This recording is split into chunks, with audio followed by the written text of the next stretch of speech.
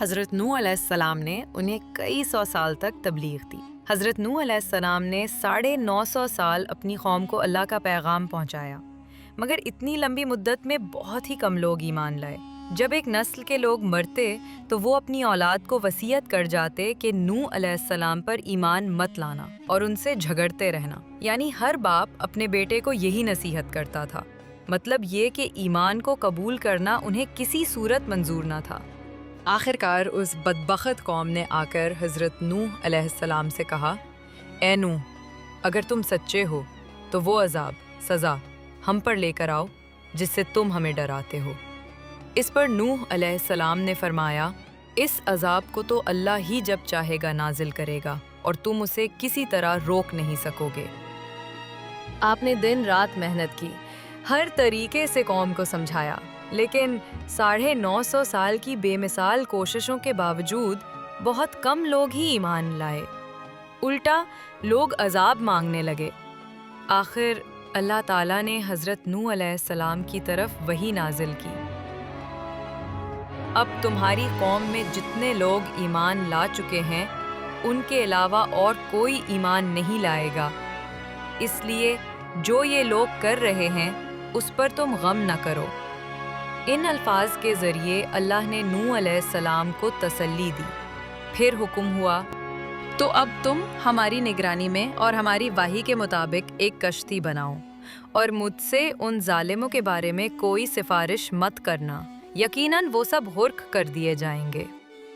اللہ تعالیٰ کے ایسا فرمانے کی وجہ یہ تھی کہ جب وہ لوگ کسی طرح بھی ماننے کو تیار نہیں ہوئے تو حضرت نوح علیہ السلام نے ان کے لیے اللہ کا عذاب مانگی۔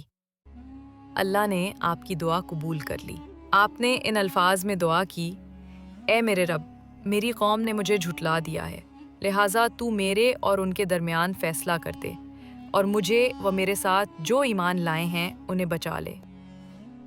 آپ نے یہ دعا بھی کی، اے پروردگار، کسی کافر کو زمین پر زندہ مت رہنے دے، اگر تو انہیں زندہ چھوڑے گا تو یہ تیرے بندوں کو بھی گمراہ کریں گے اور ان کی اولاد بھی فاجر، بدکار اور کافر ہی ہوگی۔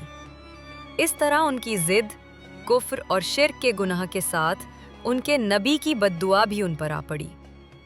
پھر اللہ تعالیٰ نے حضرت نوح علیہ السلام کو ایک کشتی بنانے کا حکم دیا۔ کہا جاتا ہے کہ اللہ تعالیٰ نے 80 ہاتھ لمبی کشتی بنانے کا حکم دیا اور یہ ہدایت دی کہ اس کے اندر اور باہر تارکول، لکڑی پر لگائی جانے والی کول تار لگاؤ اور اس کا اگلا حصہ جھکا ہوا خمدار بناؤ تاکہ وہ پانی کو چیرتے ہوئے آگے بڑھ سکے۔ ایک روایت کے مطابق وہ کشتی 300 ہاتھ لمبی اور 50 ہاتھ چوڑی تھی۔ اس میں 3 منزلیں تھیں، ہر منزل 10 ہاتھ اونچی تھی۔ نیچے والی منزل مویشیوں اور جنگلی جانوروں کے لیے تھی، بیچ کی منزل انسانوں کے لیے اور اوپر والی منزل پرندوں کے لیے تھی۔ اس کا دروازہ چوڑائی کی طرف تھا اور اس پر ایک چھت بھی تھی۔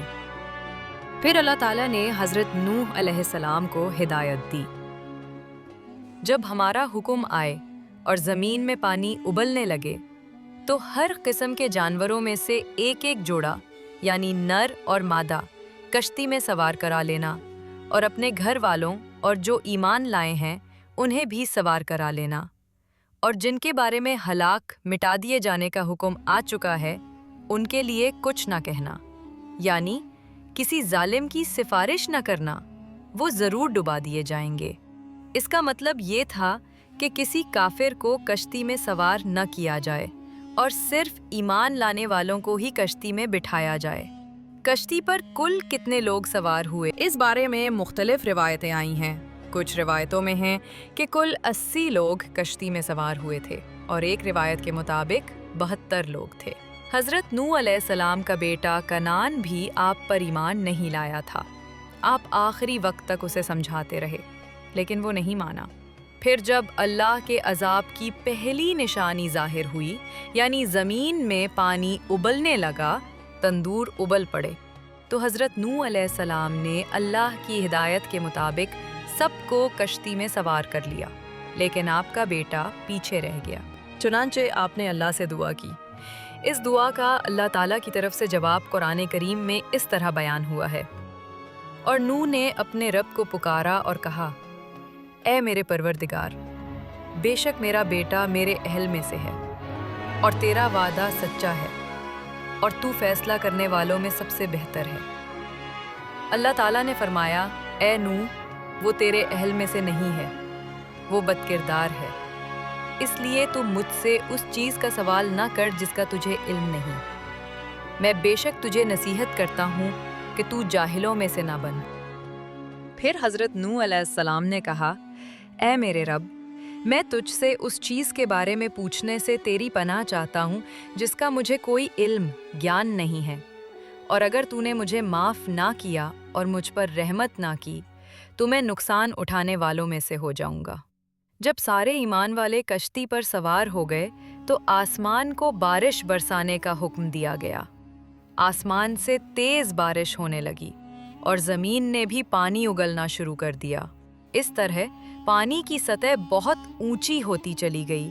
اسی دوران حضرت نوح علیہ السلام نے اپنے بیٹے کو پکارا اور کہا، اے میرے بیٹے، اب بھی وقت ہے، میری بات مان لو اور ایک اللہ کو اپنا معبود مان لو۔